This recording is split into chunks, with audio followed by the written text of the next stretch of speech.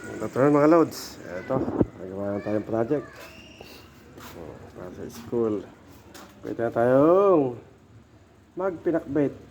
Sigarilyas, kamatis, sili,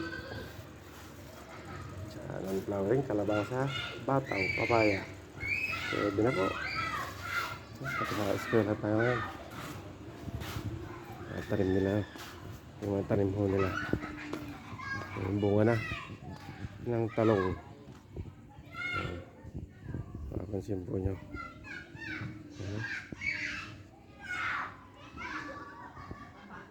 Ang ganda ng talong. Eskwelahan na po tayo ngayon. Yan po yung ginawa natin ngayon. Gawan tayo. Gawa ni boss. Ay, napakainit po ngayon. Malinsagan po. May halaman.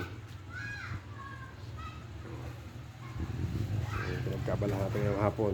Ayun na, ready tayo. Hindi ko lang na-post. Ito.